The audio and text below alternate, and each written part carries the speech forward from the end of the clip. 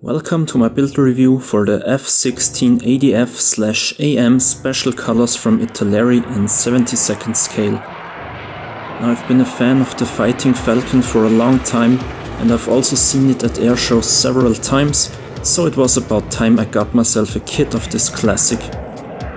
If you want to see some footage of this Belgian F16, just click on the link above or check out my channel. Italeri's F16 caught my eye because of the green and black scheme.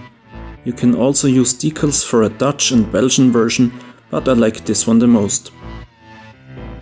I started the building process with the cockpit by sanding down the parts and adding a thrust lever from a plastic piece. Unfortunately, the cockpit really lacks detail and the kit doesn't have any decals for it. Therefore, I built myself a spraying mask and painted all the tiny knobs and switches with a toothpick and a needle. Furthermore, I added some pedals and used a wash. Up next was the ejection seat, which also looked quite bland. Here I used wires, plastic parts as well as masking tape to create cables, the green oxygen bottle, the ejection handle and of course seat belts. I painted the instrument panel as good as I could, and here you can see the finished cockpit. Still not perfect, but it was the best I could do in this scale with the stuff I had. Then the work continued with the fuselage. It's always a good idea to do some dry fitting before using your glue. That way I was able to adjust this part to the other one, which saved me some trouble. I airbrushed the cockpit section with a dark grey and fitted the cockpit in there. The overall fitting of this section was rather good for now, so I continued with the wheel wells. I used a very light grey and colored some of the wires. After that I used Italeri's wash to create some shadows and depth. The fitting here was unproblematic. I used some masking tape and sealed everything with masking fluid. The fitting of the vertical and horizontal stabilizers and wings was good, although it became obvious that I would have to use putty later to get rid of some gaps. Before masking and closing the cockpit, I scratch built a head-up display out of clear plastic that I painted green. With all these additions I was quite satisfied with the cockpit, so I masked the canopy. As I said in my previous videos, I prefer using Scotch Magic tape here, because it's transparent, which makes the process easier for me. The next step was the engine. You can choose between two nozzles, and I experimented with colors quite a bit to make it look like the real one.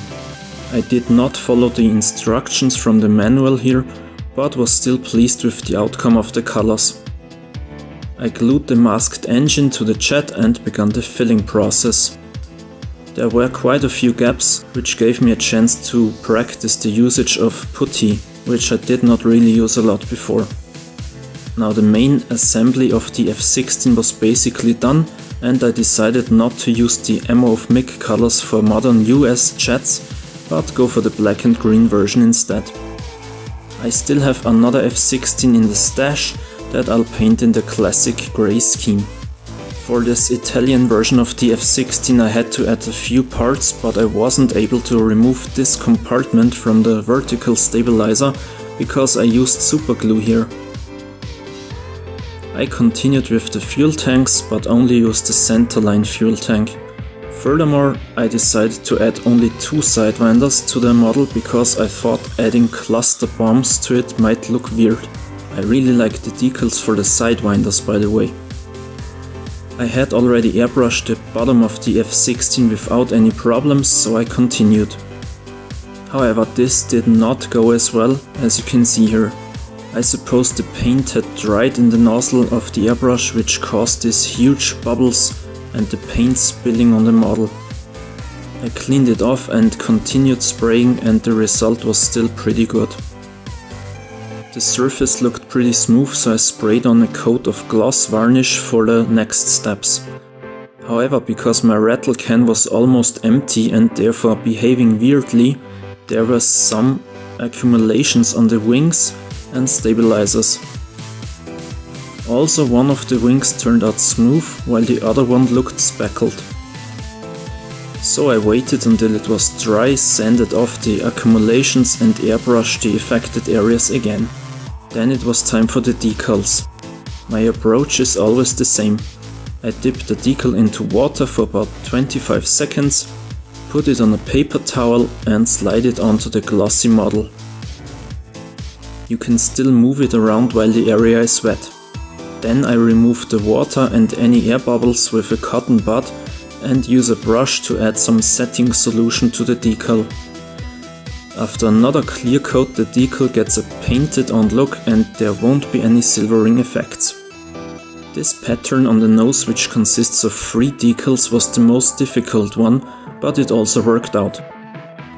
Most of the decals are really large pieces, so I can't recommend this kit if you don't have some experience with dealing with decals. I also had to cut 2 decals because I wanted to leave the wheel wells open. Position lights and other tiny parts were added to the plane and I mixed together some enamels to create a wash. Because the F-16 is all black, I decided to try a dark grey wash. I soaked all the panel lines with this mixture and removed it again with a paper towel. Then I was finally done. It's always a great moment when you are ready to remove all the masking tape and see if everything worked out. I started with the engine and was quite satisfied because it still looked good. Then I continued with the air intake. It was quite a struggle to remove all the masking fluid, but everything was sealed nicely. It was even more difficult to remove the tape and fluid from the wheel wells, but thankfully there was also no trace of black color in there. The only thing left to assemble was the landing gear. This also worked like a charm.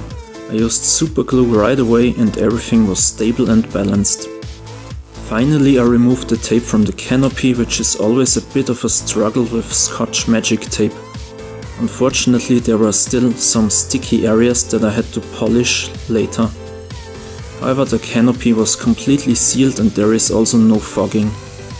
I removed the masking fluid from this light, attached the centerline fuel tank and the armament. Because I mounted the compartment for the braking chute, I had to build one. I simply used a small piece of cloth and stuffed it in there. And that's it. All in all, this was quite an enjoyable build, despite some problems. I still like the black and green scheme, even though I was a bit skeptical when I started this kit. It's definitely something different and stands out between all those grey fighter jets in my collection. If you're new to my channel, I would be happy if you checked out my other build reviews and unboxings. I also have a scale modeling playlist with all my related videos. Just check out my channel. You can also add me on ScaleMates, which is an online platform for scale modelers. I'll put a link into the description of this video. As always, leave me some feedback. Constructive criticism is always welcome, but be nice. As I said, I got another F-16, which is from Mr. Craft. You can check out the unboxing on my channel. And if you're interested in this Italeri F-16, keep in mind that this one is also available in 48th scale. So that's it from me, thanks for watching and have a nice day, bye.